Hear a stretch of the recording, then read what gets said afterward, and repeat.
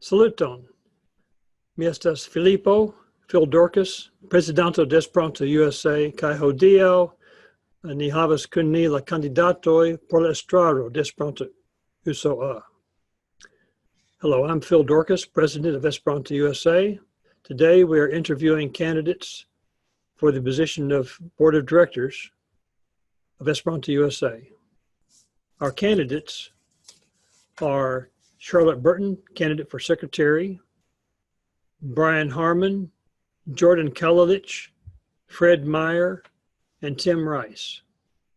We're going to ask some questions of the candidates so that they can reply to you so you can get to know them better. Let me present the candidates to you. Charlotte Burton. Saluton, Charlotte. Saluton. Mi estas Charlotte Burton. Mi lernis Esperanton ekde 7 jaroj proksimume kaj mi loĝas apud Dallaso en Teksaso. Dankon. Dankon, Charlotte. Kaj ni havas kun ni Brian Harmon. Saluton, Briano. Saluton. Mi estas Brian Harmon, en la urbo Little Rock, Arkansaso, kaj mi estas candidato por la estraro de Esperanto-USA. Dankon. Jordon Kalilich. Jordon? Saluton. Mi estas Jordon Kalilich, kaj mi loĝas en Seattle, Washingtonio, kaj mi estas estrarano en Esperanto-USA. Dankon. Dankon.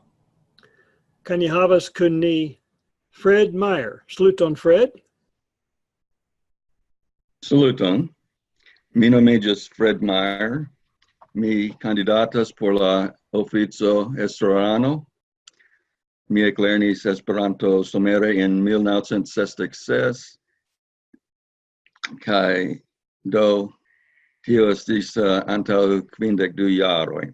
Mi loĝas en Sherman, Teksaso. Dankon. Dankon, Fred. Timoteo Rice. Saluton, Tim. Saluton, mi nomiĝas Timoteo Rice, mi loĝas en Oklahomurbo, kaj mi estas organizanto de la movado ĉi tie. Dankon. Dankon, Tim.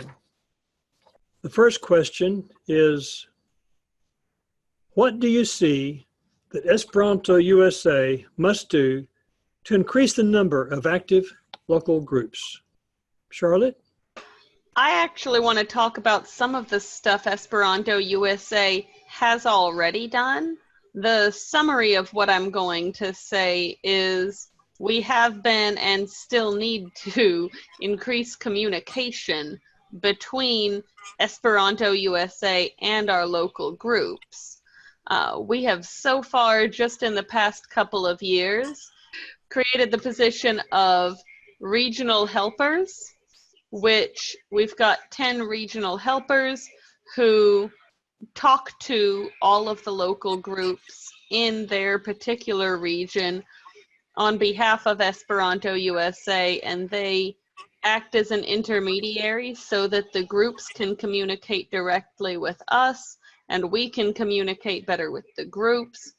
We are working on things like individual support packages for local groups, which would include activities they could do, ideas.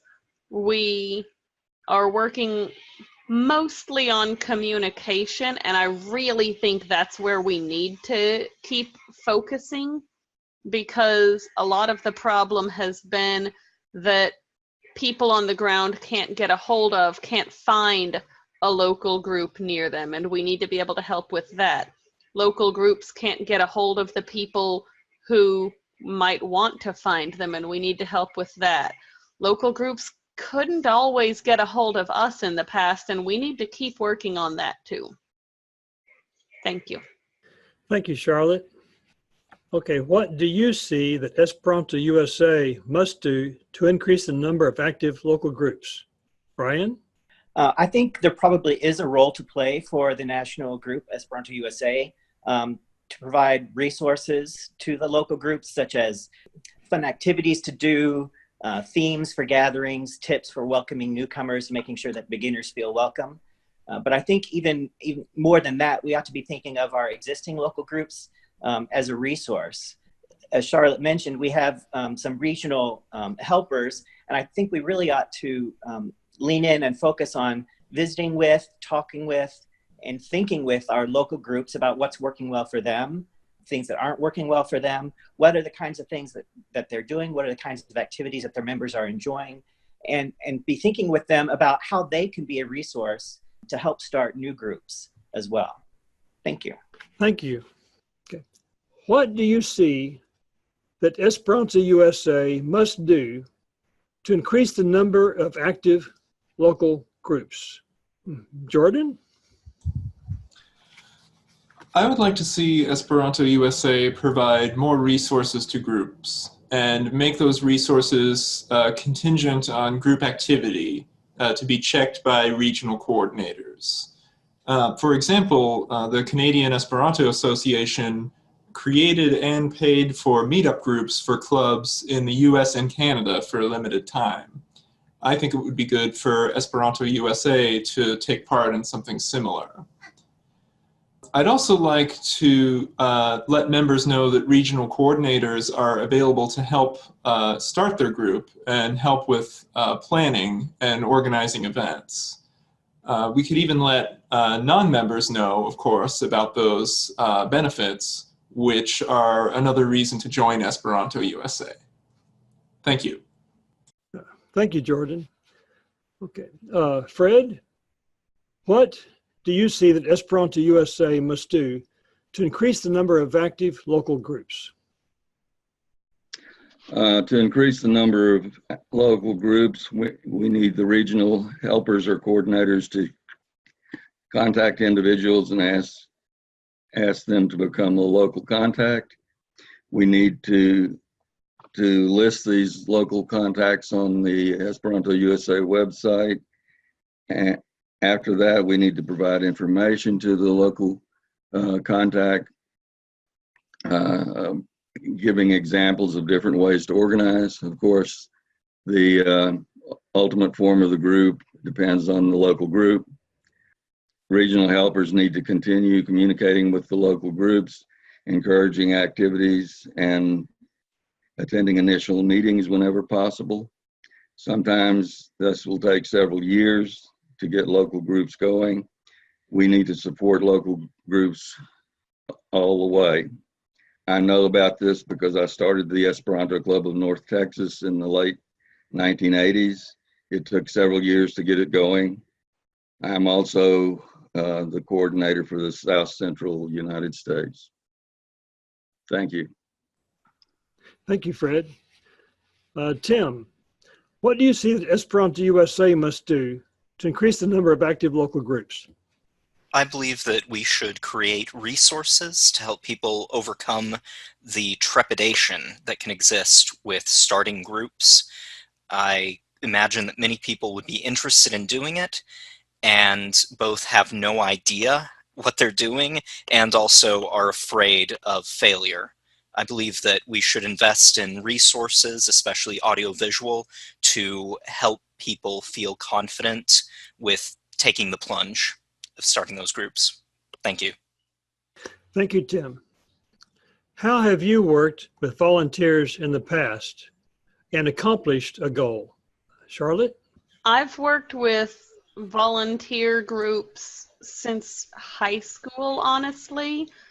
But truth be told, and I'm not just saying this to be cheesy and suck up to you all, the thing I'm proudest of is what I've seen happening as I've been working with Esperanto-USA as a board member over the past 5 years, and more specifically over the past 2 years. It's a completely different organization now than it's been in the past. We're on fire, where I used to be getting maybe one email a year or two from Esperanto-USA as a board member when I started. Now it's just constantly emails and Slack and a half a dozen other apps that I've got to keep track of just to keep up with everything that we're trying to do. We've got these regional helpers where creating new committees to help all of the people who are wanting to help Esperanto-USA. We're just trying desperately to keep up with all of the activity and all of the people who want to increase their activity. And what I'm proudest of is that, helping that happen, facilitating that communication and facilitating other people's passions and dreams so that we can figure out how to get all these big ideas organized into a plan for the future. Thank you. Thank you, Charlotte. How have you worked with volunteers in the past and accomplished a goal? Brian? For the past 2 years or so, I've been a member of the team that helps organize NASC, which is the North American Summer Esperanto Institute.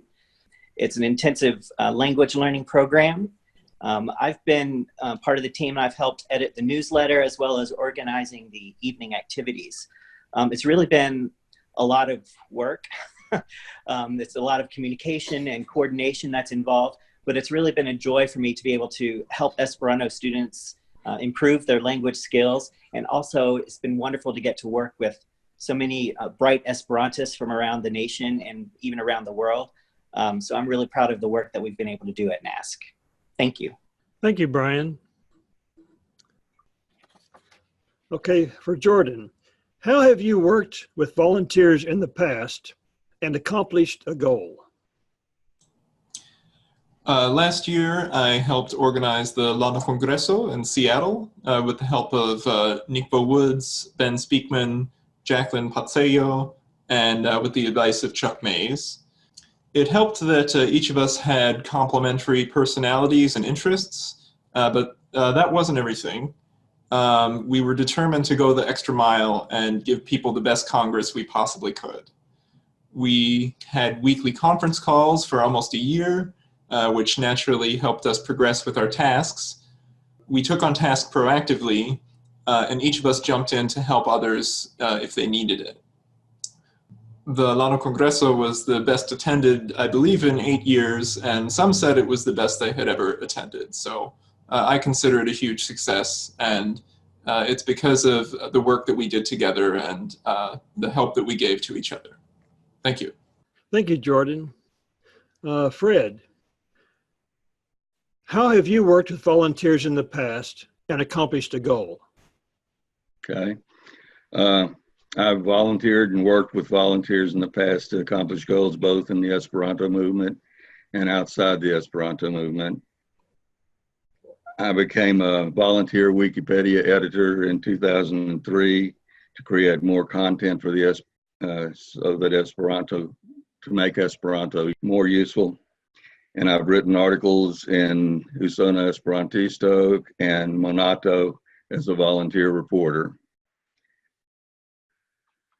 I've worked with the local group creating agendas and contents for meetings of the Esperanto Club of North Texas.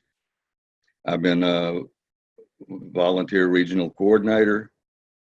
I was also part of the local convention committee that made the Landa Congreso of 2012 happen in Dallas, Texas. I've served as the Esperanto-USA nominations committee several times, both as member and as chair, and thought that that was successful. In other endeavors, I volunteered to knock doors and register voters. I've worked with volunteers as the precinct chair in my region here. I ran the headquarters for the local party through several election cycles. I've worked with volunteers as I managed phone banks, and I've volunteered as a lead policy analyst for a congressional campaign. Thank you. Thank you, Fred. Tim, how have you worked with volunteers in the past and accomplished a goal? Oh, the most relevant experience is helping reestablish the Esperanto movement in central Oklahoma after it pretty much skipped a generation, as well as helping establish language classes throughout the Oklahoma City area, both for Spanish and Esperanto. With the local Esperanto group, the bulk of the work was done by others, though I was able to help by being the one who would be there when they were unable, or when, say, the weather made travel for them impossible. Thank you. Thank you, Tim. What do you foresee as a big challenge facing Esperanto-USA in the next 3 years, and how would you as a board member face that challenge? Charlotte? Inertia. Esperanto-USA has been around for a while now under the name Esperanto-USA, and before that is ELNA. The Esperanto movement has been around for a while now, and it has not kept up with technology as well as its members have even, which is weird. If we've got this many members who are this not just okay with technology, but we've got so many members who professionally work with technology for a living, and we still do so much via paper and snail mail. And I think if we really want to keep Esperanto moving in the direction that it's been moving, and keep Esperanto-USA moving in the direction that it's been moving, which is a good direction, we need to be able to overcome that inertia. We need to figure out how to inspire people to do new things and not just keep going with, well, that's what we've been doing so far. We need to figure out how to bring in technology into things like our ballots, which we've got some stuff on the ballot already this year that's about that. And we need to keep working on things like that. We need to keep figuring out not just how do we reach the people who have been around long enough that they have enough money to donate. How do we reach the people who have the big ideas that they want to do something with, that they want to help Esperanto? And we can't reach the future by doing things that worked in the 1900s. Thank you. Thank you. Okay, what do you foresee as a big challenge facing Esperanto-USA in the next 3 years, and how would you as a board member face that challenge? Brian? I think the Esperanto movement is experiencing something that a lot of movements and groups are experiencing today, which is that a lot of people today just are not as interested in joining organizations as they used to be. And a lot of the energy and the momentum and the activity has really moved online. And so I've been really pleased lately to see Esperanto-USA beginning to try to make more use of social media. For example, a couple of years ago in Raleigh, many of the activities at the National Congress were live streamed on Facebook. I think that was a great thing to do. I'd like us to really try to focus more on that type of thing. And one of the challenges I think that we have that I'd like to help out with, if I could, is to focus on how can we make sure that any of the resources and the communications that we put out are as modern and as professional appearing as possible within the limited budget that we have. Because the way we present ourselves online is essentially the way that people are going to see us. Thank you. Thank you very much. We'll start with Jordon again. What do you foresee as a big challenge facing Esperanto-USA in the next 3 years, and how would you as a board member face that challenge? I see 3 challenges that are interrelated. First of all, there's a lack of awareness among the general public about Esperanto. Second, there's a lack of awareness among new Esperantists about Esperanto-USA. And thirdly, there's not as much of a value proposition as in the past because resources are more easily available on the internet. To address the first issue, lack of awareness among the general public, I think we need to do more promotion and outreach to non-Esperantists. We can try ways of informing about Esperanto that work for other causes, like more up-to-the-minute stickers. Lawn signs are an interest of mine since people use those to display their values. To raise awareness among beginners and new Esperantists, I've found Google Ads effective for the London Congresso last year. Also, I think more outreach on Duolingo is needed. And as for the value proposition that Esperanto-USA provides, we need to let non-members know about all the ways that we serve our members, and we need to serve our members in more ways. And one example I gave previously was providing more help to local groups via the regional coordinators. Thank you. Thank you, Jordan. Okay. Fred, what do you foresee as a big challenge facing Esperanto-USA in the next 3 years? And how would you, as a board member, face that challenge? Esperanto-USA has several challenges ahead. First, we must expand our membership to become more financially stable. The current board has made great progress. As a member of the board, I would work with the leadership to increase membership and raise funds. Esperanto-USA needs to refocus on the membership, making sure that we listen to all of the members, giving them real choices at the Landi Congresso. As a board member, I would ask that we publish major decisions of leadership of the American Esperantists on a regular basis, and that we ask for approval for those actions at the annual Landi Congresso.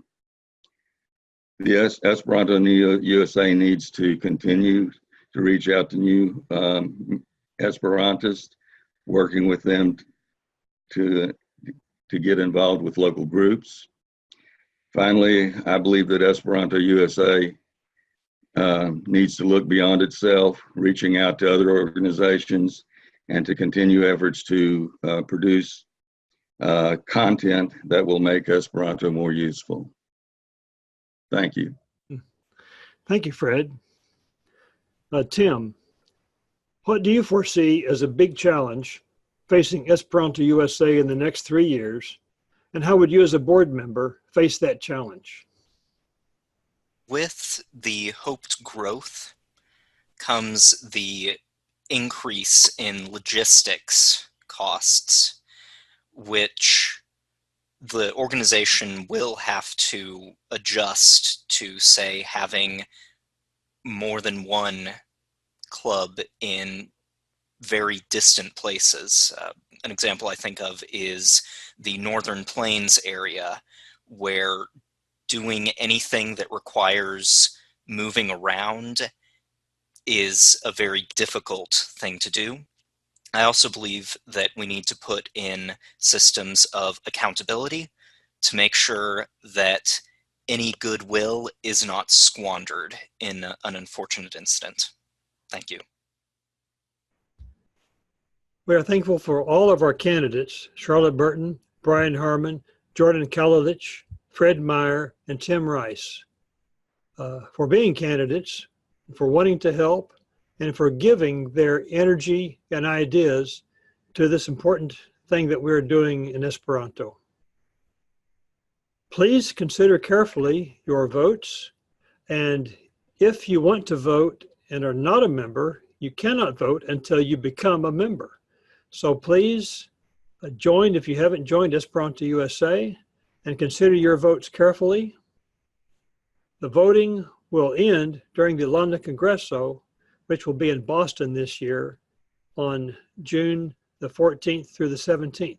So please consider your voting now. Thank you very much. And thank you to our candidates. Dankon, multan dankon al niai kandidatoi. Dankon Charlotte, Dankon. kai Brian, Dankon al vi. multan dankon. Dankon. Dankon. Dankon tre. Multan dankon al Chiwi.